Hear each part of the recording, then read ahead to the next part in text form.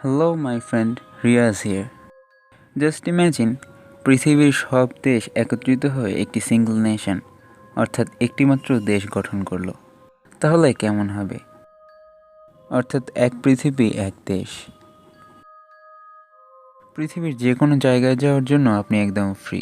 কোনো পাসপোর্ট কিংবা ভিসার প্রয়োজন নেই। কাগজে কলমে এটা খুবই দারুণ মনে হতে পারে, বাট 2022 সালে এবং বর্তমান সিচুয়েশনে I don't think so it's a good idea to work on. তবে পুরো পৃথিবীকে মিলিত করে একটি দেশ করতে হলে আমাদেরকে কী কী পরিস্থিতির মধ্যে দিয়ে যেতে হবে এবং এর প্রস অ্যান্ড কনস কী কী হতে পারে সেটাই দেখা যাক এই ভিডিওতে।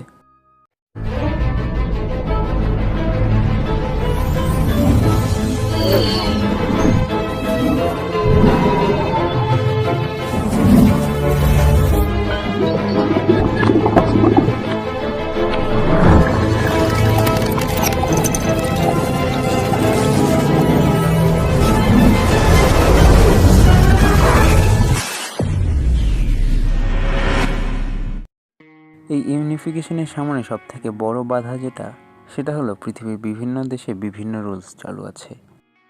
পৃথিবীর কোনো দেশে ডেমোক্রেসি, আবার কোনো দেশে ডিক্টেটরশিপ চালু আছে, আবার কোনো কোনো দেশ সোশ্যালিস্ট, কেউ কেউ ক্যাপিটালিস্ট, আবার কেউ কেউ কমিউনালিস্ট। বাট এখন আমরা ধরে নিচ্ছি পৃথিবীর সবাই একত্রিত হয়ে একটি ডেমোক্রেটিক রিপাবলিক দেশ গঠন করলো। তাহলে এখানে একটিমাত্র অফিসিয়াল কারেন্সি থাকবে, যেটা মোস্ট প্রবাবলি ডলার, এবং একটি অফিসিয়াল ল্যাঙ্গুয়েজ থাকবে, যেটা ইউ মে গেস ইংলিশ, এবং পুরো পৃথিবীর মানুষ একই কালচারের সুতোয় বেঁধে যাবে। তার মানে এই না যে অন্যান্য ল্যাঙ্গুয়েজ এবং কালচারের কোনো অস্তিত্ব থাকবে না। পৃথিবীর সব ভাষাই সেভাবেই চলমান থাকবে যেমনটা বর্তমানে আছে। আর কালচারের কথা বলতে গেলে পৃথিবীর বিভিন্ন সব কালচার থেকে যদি আমরা তাদের বেস্ট পার্টগুলোকে নিতে পারি, তাহলে আমাদের এই পৃথিবীর কালচার কতটা সমৃদ্ধ হতে পারে, এবং পুরো পৃথিবীতে ডাইভার্সিটির মধ্যেও একটি ইউনিটি থাকবে। ইন্ডিয়া বা ভারত যার একটা গ্রেট এক্সাম্পল। পুরো পৃথিবীর একটি মুদ্রা বা কারেন্সি হওয়ার ফলে ইনফ্লেশন অর্থাৎ মুদ্রাস্ফীতির হার অনেকটাই নিচে নেমে যাবে, এবং অর্থনীতি উপর নিচ হওয়ার সম্ভাবনাও থাকবে না। এ কারণে পৃথিবীতে কোনো বর্ডার্সও থাকবে না, এবং আমরা সবাই গ্লোবাল সিটিজেন হব, এবং আমরা পুরো পৃথিবীর যে কোনো জায়গায় যেতে পারবো পাসপোর্ট কিংবা ভিসা ছাড়াই।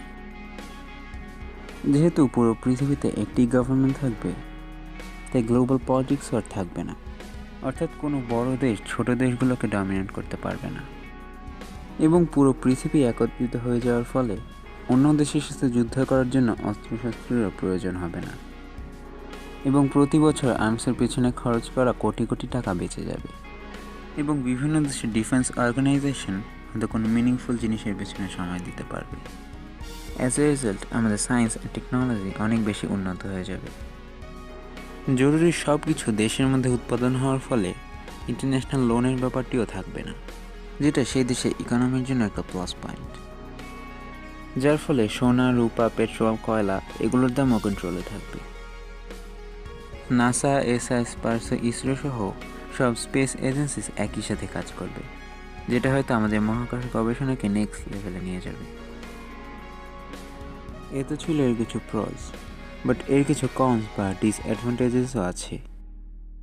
পুরো পৃথিবীকে একটি সিঙ্গেল গভর্নমেন্টের দ্বারা চালানো অনেক বেশি কঠিন হবে, আর এই গভর্নমেন্টের সুপ্রিম পাওয়ার যে থাকবে সে যদি কারাপ্ট হয়, তাহলে পুরো পৃথিবীতে কারাপশন ছড়িয়ে পড়বে।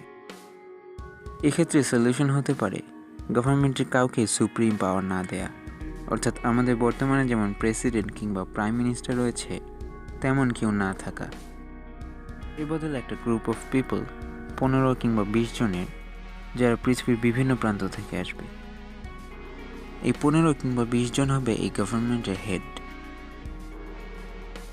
নাজি অর্থাৎ হিটলারও চাইতো পুরো পৃথিবীকে একটি দেশ তৈরি করতে, বাট তাদের আইডিওলজি ছিল তারা পুরো পৃথিবীকে রুল করবে, এবং তাদের আইডিওলজিতেই পুরো পৃথিবী চলবে, যেটা এখানে মোটেও আমাদের টার্গেট না। Secondly, loss of nationalism. Just think about United States এবং সোভিয়েত ইউনিয়নের মধ্যে চলা স্পেস রেসের কথা। সোভিয়েত ইউনিয়ন পৃথিবীর প্রথম আর্টিফিশিয়াল স্যাটেলাইট তৈরি করেছিল, যার একটা বড় মোটিভেশন কিন্তু ছিল ইউনাইটেড স্টেটসের সাথে কম্পিট করা।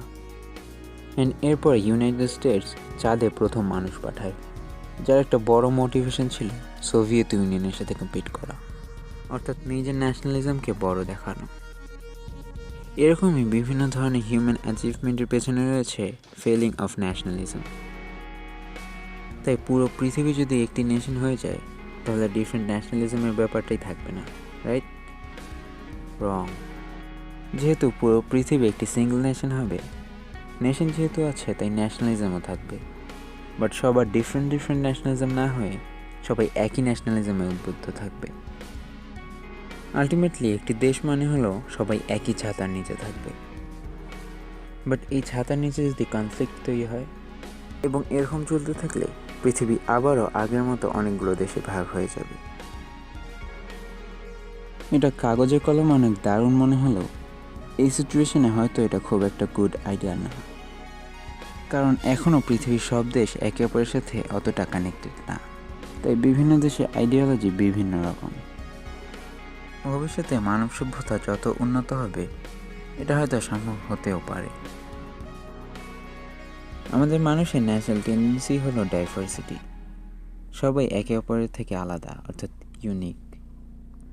তবে এই ডাইভার্সিটি মানেই কিন্তু ডিসক্রিমিনেশন না, যেটা আমরা অনেকেই ভুল ভেবে থাকি।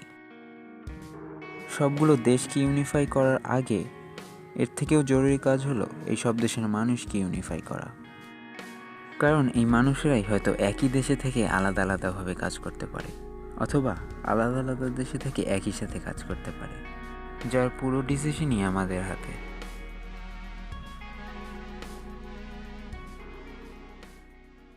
তো আজকের ভিডিওটা এই পর্যন্তই। ভিডিওটি যদি ভালো লাগে এবং এর থেকে যদি নতুন কিছু জানতে অথবা শিখতে পারেন, অবশ্যই লাইক দিয়ে দেবেন।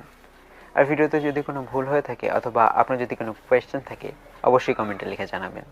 আর এই ভিডিওটি আপনার ফ্রেন্ডস অ্যান্ড ফ্যামিলির সাথে শেয়ার করুন, যাতে তারাও এই সম্পর্কে জানতে পারে। আর যাওয়ার আগে অবশ্যই আমাদের চ্যানেলটিকে সাবস্ক্রাইব করবেন এবং পাশের বেল আইকনে ক্লিক করে অলে সিলেক্ট করে দেবেন আমাদের সব ভিডিও সবার আগে পাওয়ার জন্য। তো আজকের ভিডিওটা এ পর্যন্তই। ভালো থাকবেন, দেখা হবে আবার অন্য কোনো ভিডিওতে।